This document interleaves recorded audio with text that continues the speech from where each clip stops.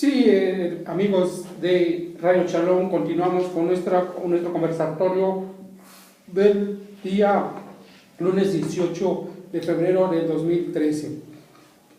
Estábamos platicando sobre el asesinato de Francisco I. Madero el 22 de febrero de 1913, junto con el vicepresidente de la República, José María Pino Suárez.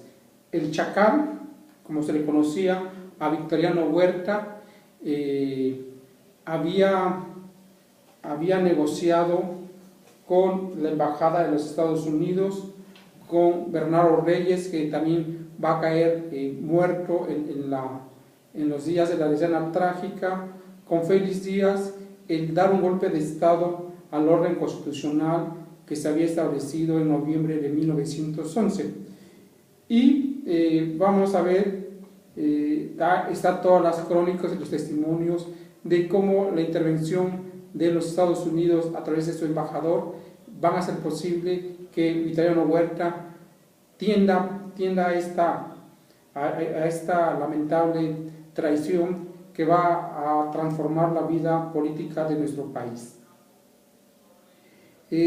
Una vez que Madero es secuestrado, va a estar secuestrado desde el 11 de febrero y lo hacen renunciar, lo hacen firmar su renuncia en el secuestro junto con la del vicepresidente Pino Suárez, y vamos a ver que faltando pocos días del 22 de febrero se le dice a Madero que el embajador de México, el embajador de Cuba en México ha aceptado que la familia Madero y la familia de Pino Suárez salgan exiliados a la República de Cuba.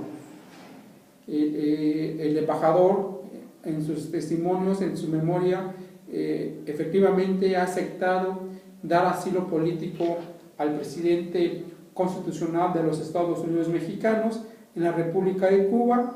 Cuba es una república muy joven, ha logrado su independencia en 1898, para 1905 va a elegir a su primer presidente de la República, y bueno, Cuba y Veracruz son dos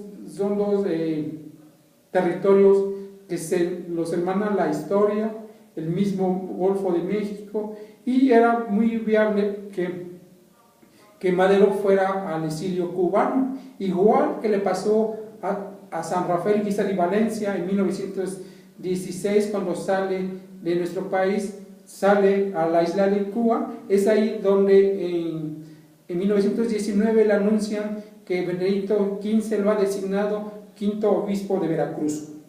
Y bueno, Madero hasta el último momento confió en Victoriano Huerta, y en la noche del 22 de febrero de 1913, los sacan del Palacio Nacional donde los tenían secuestrado y los llevan cerca del Palacio de Lecumberri, el palacio, la penitenciaría que había construido Porfirio Díaz, y ahí los matan a quemarropa.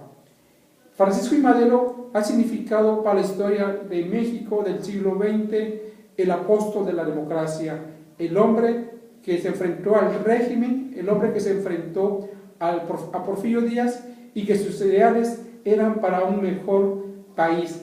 Él creía firmemente en la buena voluntad de los hombres. Tenemos muchísimas biografías de Francisco I. Madero, la más seria, la de Enrique Krause, en sus biografías de poder.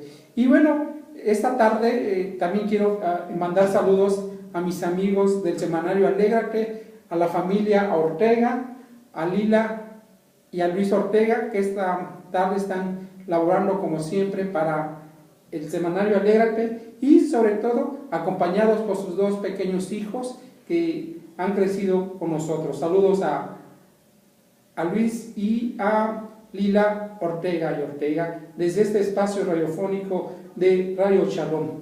Y continuando con la historia de México en los 100 años del asesinato de del presidente Francisco I. Madero, en el siglo XX vamos a tener dos asesinatos presidenciales. El del 13, cuando asesinan a Francisco I. Madero, en 1920, el 20 de mayo de 1920, también es asesinado el presidente constitucional Venustiano Carranza por el Grupo de Obregón. Y bueno, el asesinato en 1928 de Álvaro Obregón, era presidente electo, no había tomado funciones como tales, pero son los dos presidentes que en el siglo XX cayeron abatidos por las balas y sobre todo que rompen el orden constitucional. A la muerte de Francisco I. Madero, un amigo suyo, el senador de Coahuila, Venustiano Carranza, se va a levantar en armas y va a encabezar un movimiento constitucionalista en favor de restaurar el orden constitucional que ha roto Victoriano Huerta. Victoriano Huerta,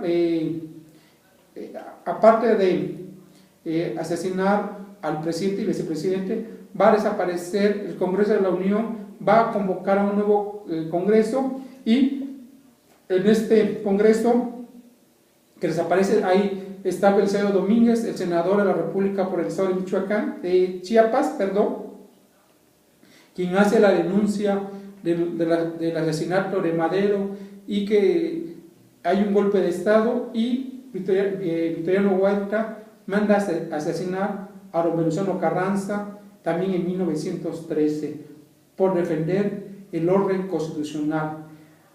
Y para continuar con las banderas de legalidad, Venustiano Carranza va a combatir al gobierno de Victoriano Huerta. Finalmente Victoriano Huerta comete un error muy fuerte.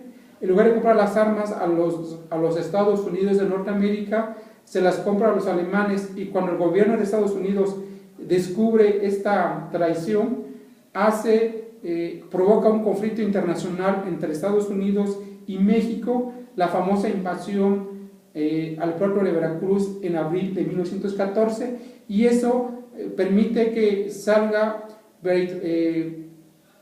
Victoriano Huerta de la presidencia de la República y llegue don Venustiano Carranza a encabezar los trabajos constitucionalistas para establecer el orden político que se quebrantó el 9 de febrero de 1913.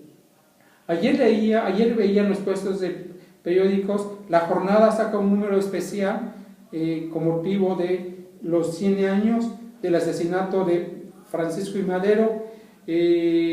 La prensa, he visto en los últimos días varios artículos relativos a reflexionar lo que significó este asesinato, el romper con las esperanzas de los mexicanos de 1913, que estaban viviendo por primera vez en la historia de nuestro país un periodo democrático. México no había conocido un periodo democrático como el que encabezó Francisco I. Madero. Desde 1824, que se tiene el primer presidente de la República, que es Guadalupe Victoria, las 11 presidencias de Antonio López de Santana, los 34 años de Porfirio Díaz, no se conocía un orden tan democrático como el que encabezó durante 15 meses Francisco I. Madero. Pues amigos, saludos a todos los amigos que nos están escuchando por Radio Shalom Jalapa. Ha sido un placer estar conversando con ustedes, y les pido un favor muy especial, sus oraciones para que el Espíritu Santo en este próximo reunión de cardenales para elegir al sucesor de Pedro, que sea lo que la divinidad mande a esta iglesia pecadora. Les doy las gracias y nos estamos escuchando en Radio Shalom. Buenas tardes y una bonita semana. Gracias. Te mandé saludos. Te mandé saludos.